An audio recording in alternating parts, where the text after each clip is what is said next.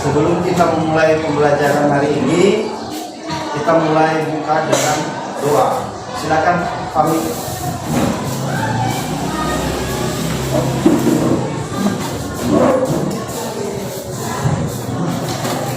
Baik, mari kita berdoa sesuai agama dan kepercayaan kita masing-masing. Berdoa dimulai. Ya Allah ya Tuhan kami, terima kasih Engkau telah menolong kami dari rumah, perjalanan hingga sampai ke sekolah kami ini. Inilah doa kami. Rabbana atina fid dunya hasanah wa fil akhirati hasanah wa qina adzabannar. Amin. Amin. Silakan namanya, Bapak akan absen. Absen. Hadir Pak. Ardi. Hadir Pak. Hari ini. Saya Pak. Baik, kemarin kita sudah belajar mengenai ikatan kovalen. Ya kan? Ya. Di mana kita sudah belajar apa yang kita pelajari sebelumnya? Ya, ikatan ion dan ikatan kovalen. Ikatan tunggal, ikatan rangkap, di mana rangkap itu bisa membentuk ikatan rangkap 2 dan rangkap 3. Apa itu ikatan kovalen? Nah, silakan. Ini. Ikatan kovalen adalah ikatan di mana senyawa tersebut tersusun atas unsur yang memiliki sifat non-logam dengan non-logam. Baik, tepuk tangan dulu. Kemudian penentuan ion dan ikatan kovalen kemarin berdasarkan konfigurasinya, konfigurasi elektron kan? Di mana di situ kita melihat apa dari konfigurasi elektronnya? Elektron. Di mana elektron valensi itu apa? Elektron yang berada pada kulit Ya, elektron pada kulit terakhir atau elektron pada kulit terluar. Nah, kita lanjut pertemuan aksi 2, pertemuan ketiga, ikatan kovalen polar dan non polar. Ya, jadi ikatan kovalen itu juga dibedakan berdasarkan kepolarannya. Standar Ekom ya, yaitu memahami struktur atom, sifat-sifat periodik unsur dan ikatan kimia. Mari kita belajar mengenai ikatan kimia. Kemudian kompetensi dasarnya yaitu membandingkan ikatan ion, ikatan kovalen kombinasi, dan ikatan logam serta kaitannya dengan sifat zat. Indikator pencapaian kompetensinya atau IPK-nya yaitu menganalisis ikatan kovalen polar dan ikatan kovalen polar. Pembelajarannya ini nanti siswa kami diharapkan setelah kita belajar ini, yang pertama mampu menjelaskan apa itu pengertian kovalen polar dan apa itu kovalen polar. Kemudian mengidentifikasi ciri-ciri apa saja yang termasuk senyawa polar dan apa senyawa yang non polar. Kemudian nanti siswa kami mampu mengelompokkan senyawa itu ke dalam senyawa kovalen polar tadilah atau senyawa kovalen polar. Jadi kita kali ini kita bahas mengenai polar dan non polar suatu senyawa ikatan kovalen yang terjadi di ikatan kovalen. Ini ikatan kovalen jika dilihat dari distribusi elektron dibedakan atas ikatan kovalen polar dan ikatan kovalen polar. Nah, perhatikan gambar yang di atas. Apa yang kamu lihat dari gambar bagian A? Siapa yang bisa? Silakan, Grace. Saya lihat dari gambar bagian A yaitu air dengan minyak. Air dengan minyak. Yang lain? Ya. Dari gambar tersebut dapat kita lihat bahwa ada wadah atau tempat di mana di dalam tersebut ada air dan minyak. Dan dapat kita lihat bahwa minyak dan air itu tidak bisa bersatu, sehingga ada yang bagian di atas dan ada yang bagian di bawah. Demikian, terima kasih. Baik, kita lihat bagian B. Itu bagaimana dua-duanya ada bentuk molekul HCl dan kemudian bentuk CO2. Lihat besarannya. Besar berdasarkan bentuk molekulnya itu apakah seimbang? Tidak. Antara H dan Cl? Tidak. Tidak. Bedakan dengan yang Cl yang di sebelah sana, yang Cl2. Apakah itu sama? Sama. Nah, padahal ini kalau kita lihat sama-sama Cl, ada Cl di dalam. Ada beberapa pertanyaan yang anak-anak kami kerjakan di mana dimuat di LKPD. Kamu baca-baca buku atau bahan ajarnya sehingga bisa menjawab beberapa pertanyaan yang ada di LKPD. Dan nanti kita diskusikan dan anak-anak kami presentasikan utusan kelompok yang nanti maju ke depan untuk mempresentasikan hasil diskusi. lebih memahami apa itu polar dan non polar, kita lihat dulu video pembelajaran yang ada linknya di atas.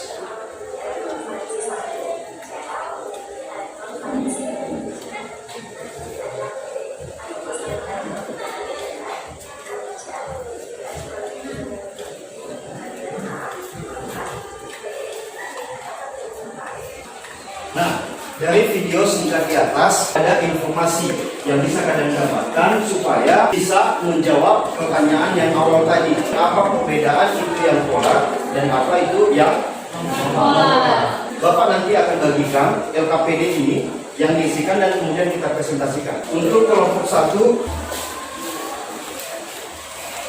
kelompok 2, kelompok 3.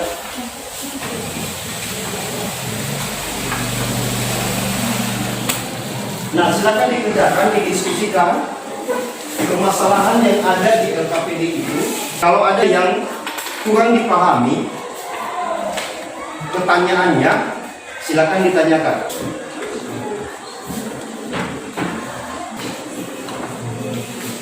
Ya,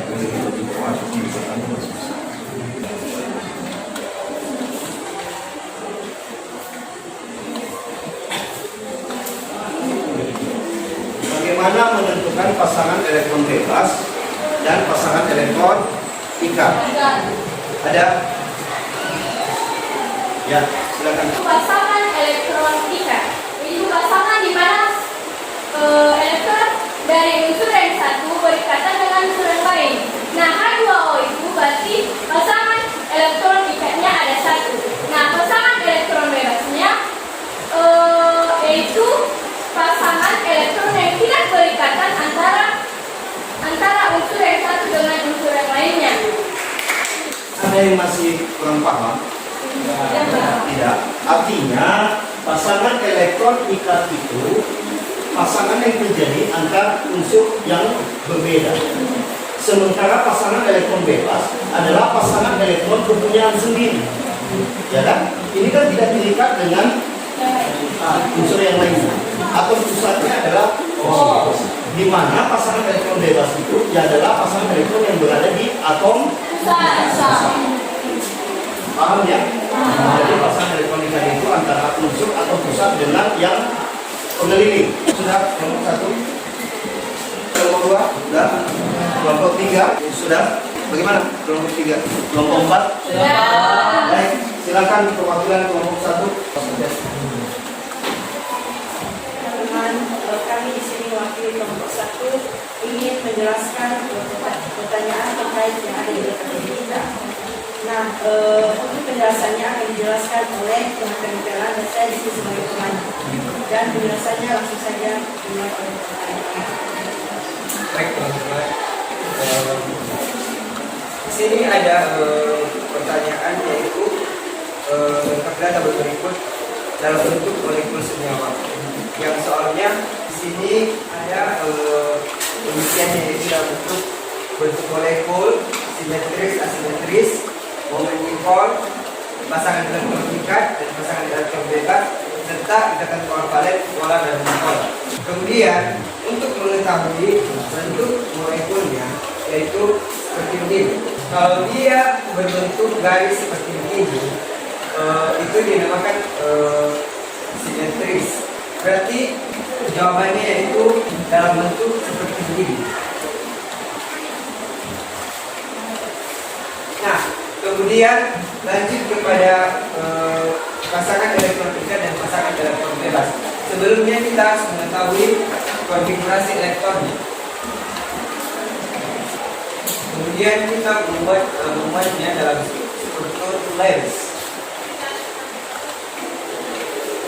Sedangkan pasangan elektron bebasnya yaitu 4. Selanjutnya yaitu menentukan ikatan kovalen. Kalau ikatan kovalen non-polar atau polar. Menurut jawaban kami yaitu ikatannya non-polar karena sama dengan bentuk senyawanya. Ada mau bantu lagi? untuk menjelaskan. Baik, demikian saja penjelasan dari kami. Dan jika ada pertanyaan dan tanggapan berdasarkan apa yang telah dijelaskan oleh teman kami, dipersilakan. Dari kelompok 3. Bagaimana cara mencari pasangan elektronika tadi? Cara menentukan PIB dan B-nya, PEP-nya itu kami ambil satu contoh soal yaitu H2O. Sebelumnya kita harus mengetahui konfigurasi elektron dari H2O. H yaitu hidrogen atomnya 1 dan oksigen itu 8. Kemudian kita mau dia dalam bentuk struktur Lewis. Langkahnya seperti ini. Oksigen dan hidrogen mengikat 2 ikatan. Pertama yaitu ini dan ini. Baik, kepada teman kami dari kelompok 3, apakah dapat dipahami? Oke, terima kasih. Dilanjutkan dengan kelompok 4, apakah ada tanggapan atau pertanyaan? Saya sebenarnya bukan bertanya, tapi saya mau memperbaiki yang kamu hapus tadi kan O rangkap 1 dengan O. Sebenarnya itu adalah kovalen 2 rangkap. Kovalen rangkap 2. Kenapa? Karena ya, yang benarnya seperti itu.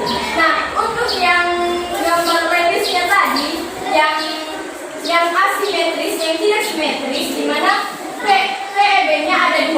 Nah, sebenarnya itu ada 4, tapi 2 pasang artinya 4 elektron.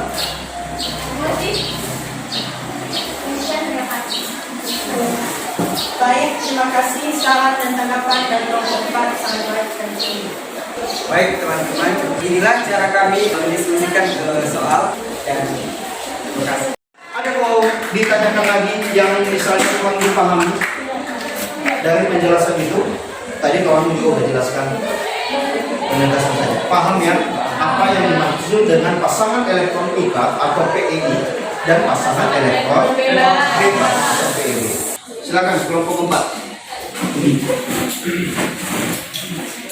Baik, teman-teman semua. Nah, pertanyaan pertama, jelaskan mengapa air dan minyak tidak bisa menyatu. Nah, seperti yang kita amati tadi pada proses pembelajaran pertama, di mana ada gelas, di dalamnya ada air dan juga ada minyak. Nah, bisa kita lihat bahwa minyak dan air tidak bisa bersatu. Nah, dalam LKPD ini dia bertanya, mengapa air dan minyak tidak bisa menyatu? Karena menurut kelompok kami, alasannya karena air itu bersifat polar dan minyak itu bersifat non-polar. Demikian hasil diskusi kelompok kami, kelompok 4. Kurang lebih kami ucapkan terima kasih. Yahoo!